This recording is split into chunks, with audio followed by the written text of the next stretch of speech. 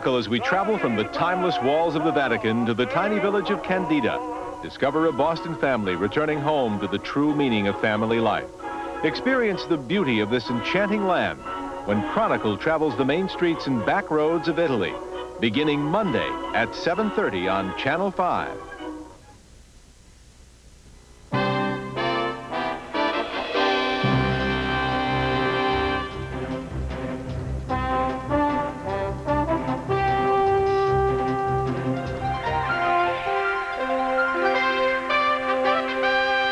This is the Emmy Award-winning News Center 5. The Daniel LaPlante murder trial moves through an emotional day of testimony by Andrew Gustafson, the victim's husband and father. Good evening, everyone. I'm Jay Shadler. And I'm Dawn Fratangelo. In Lowell Superior Court today, Andrew Gustafson recalled the discovery he will never forget, the murder of his young family. Now, we caution you in advance that his testimony, part of the prosecution's circumstantial case against Daniel LaPlante, is both emotional and unsettling. Ron Golleben was there. Andrew Gustafson came to the witness stand to tell of the events of last December 1st. His day began, he said, with a hug and a kiss goodbye for each of his two small children. When the small-town lawyer returned that evening, his home was dark, and no one answered his calls of greeting. I saw my wife laying face down on the bed, dead. Sir, how did you know she did? Because she was lifeless, and she had the gray color of death to her hands and her feet. Did you touch her? No, I didn't. What did you do? I screamed, and then I went downstairs and I called 911. Under direct examination by prosecutor Thomas Riley, Gustafson's voice held clear and strong until he spoke of the search he did not make. Did you look for your children? No, I didn't. Why not? I was afraid of finding them dead. The first arriving police officers did make the search, and they made the grim discoveries. I looked into the bathroom. Tell us what you saw. I saw a body of a small child in the tub. The two officers continued their search throughout the house and went to a downstairs bathroom where they found the body of the second child in the tub. Then Townsend Police Chief William May told of finding a gun in the glove compartment of a car in Daniel LaPlante's yard some weeks after the killings. It turned out to be the murder weapon. Yes, I do recognize this.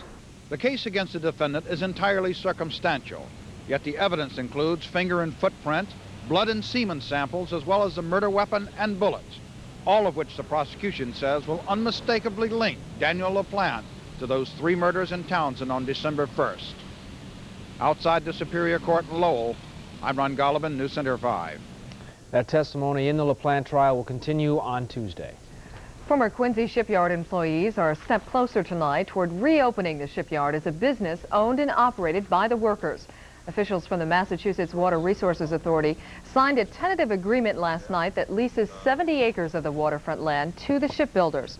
2,100 workers lost their jobs 3 years ago when General Dynamics closed the yard.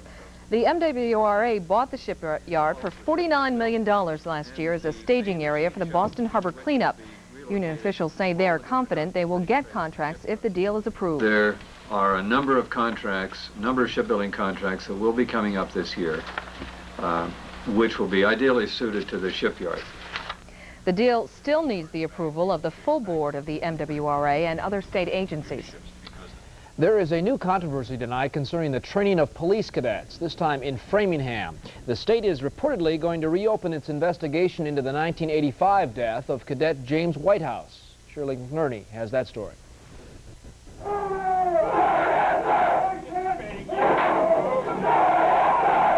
In this videotape, obtained by the attorney for the family of James Whitehouse, state police are shown engaged in a tough training program. If you don't want to cooperate, Route 9 goes east and west. The only clear shot of James Whitehouse, who was then 22 and a cadet, shows him sitting in a classroom. But his brothers, who viewed the tape this morning, believe they saw him 2 other times, engaged in strenuous exercise. It seems to give rise to the proposition that the physical exertion level was much higher than was reported at the time of Jimmy Whitehouse's death.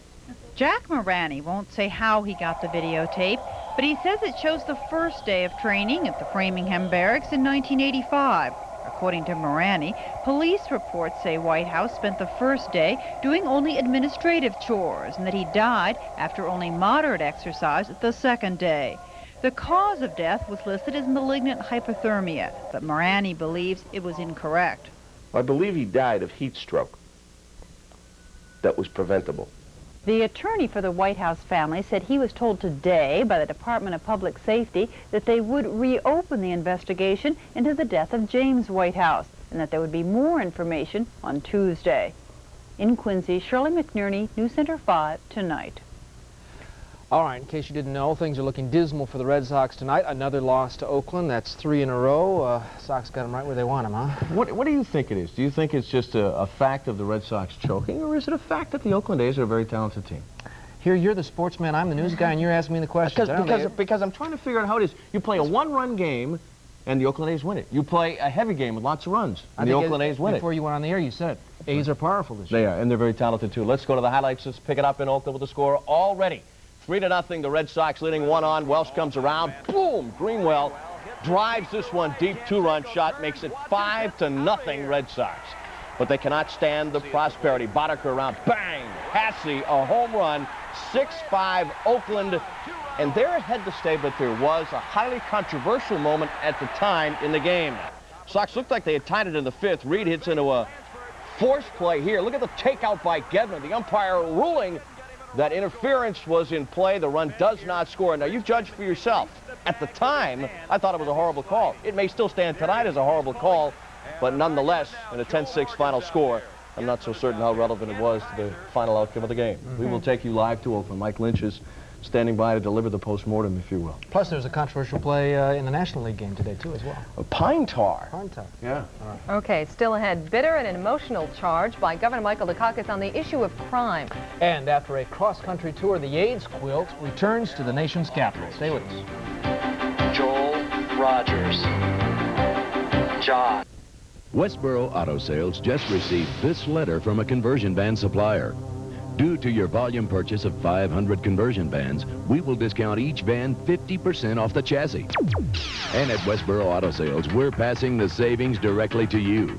Choose from the largest inventory in New England, from $99.95 or just $163 a month. But hurry, sale hours are 9 to 9 daily through October 24th. Only at Westboro Auto Sales. Don't miss it. What if everyone in America lived on one street? You'd have millions of personalities, side by side. And if this place existed, Southwestern Bell would have a phone for everyone, and every place. From the traditional to the not so traditional. Even phones you dial with your voice. So for your phone, call on Southwestern Bell. Don't be the last on your block.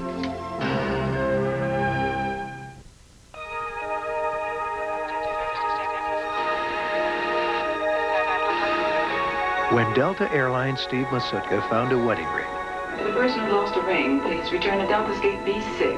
I'll be standing over here he by knew the jet someone had to be very unhappy. Young man, are you the one who found my ring? Yes, ma'am. This means so much to me. How can I repay you? This is part of my job, ma'am. Delta love to fly and it shows. Though they're disapproving.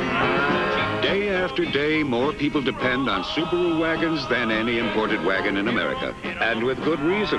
They're reliable and durable.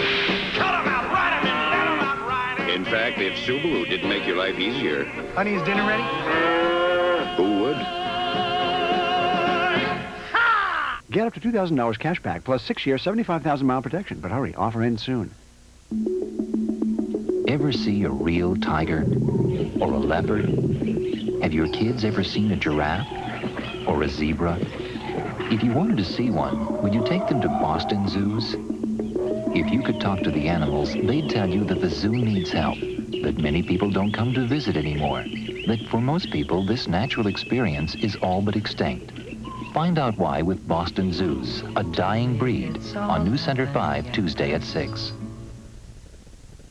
Certainly would be interesting to know what Joe Morgan thought about that game tonight, don't you think? How convenient. Why don't we, Jay and Don, switch you live to Oakland, California. Mike Lynch is standing by just outside the Red Sox clubhouse. Michael, how's it feel out there? They're down 3-0. How's it feel? Well, I think it's pretty obvious how the Red Sox feel. It's a pretty down clubhouse right now. They're down 3-11 in this series. Joe, you didn't get the hitting the first couple of games. You got the hitting tonight, and the pitching went south on you.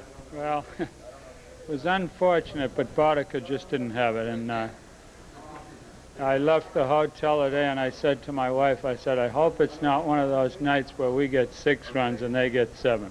That's what happened. Let's talk about the interference call or the obstruction call, whatever the Ken Kaiser called it, which killed a rally, took away the game-tying run. Let's talk about what he said to you and what his explanation was when you went out to him. He just said that Gedman elbowed the man in the chest. But he's famous for that anyway. That's his trademark. He hit a buck. He loves to get on television. He ought to go to Hollywood. He can stay there his whole career. As it turned out, that was not the difference in the ball game, but it killed a rally. Did it take you guys out of the game emotionally and mentally, do you think? I don't think so, but it didn't do any helping our hands. I know that. Now, he had the buck call the other night as well when Clemens was on the mound. It came at an inopportune time. Later on in the game, Jody Reed slid into second base and slid exactly the same way Gedman did, and he didn't have the obstruction or interference call then.